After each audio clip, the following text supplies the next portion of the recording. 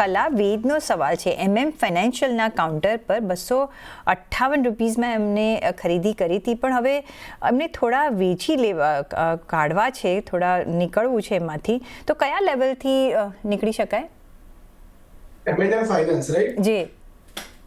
સો અગર M&M ફાઇનાન્સને અગર આપણે અહીંયાથી જોઈએ તો ક્યાંક ને ક્યાંક એક સારા લેવલ પર અત્યારે આપણને હાલમાં ટ્રેડ થતો જોવા મળી રહ્યો છે. બેક ટુ બેક આપણને સારું હર્ડલ ફેસ થતો જોવા મળી રહ્યું હતું 290 ના લેવલ પર, જે અત્યારના પ્રીવિયસ ટ્રેડિંગ સેશનમાં આપણને સરપાસ થતો જોવા મળ્યું. અત્યારે એની ઉપર મૂવ થતો જોવા મળી રહ્યો છે. તો તમે ફિલહાલ માટે થોડું વેટ એન્ડ વોચ કરીને ચાલી શકો છો. એક રેક્ટેંગલ સોર્ટ ઓફ ફોર્મેશનનું બ્રેકઆઉટ આપણને હમણાં બનતું જોવા મળ્યું છે.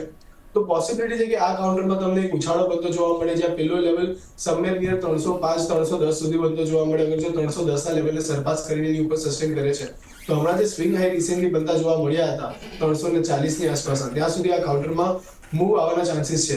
તો ફિલહાલ માટે તમે વેટ એન્ડ વોચ કરીને ચાલી શકો છો, પરંતુ તમારે સ્ટ્રિક્ટ સ્ટોપ લોસ મેન્ટેન કરવાનો રહેશે, જે હશે 286 નો.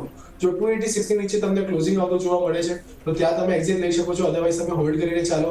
પાર્શિયલ બુકિંગ કરો 310 ની આસપાસ અને એના પછી ઉપરમાં 340 પર તમે તમારું હોલ પ્રોફિટ બુક કરી શકો છો.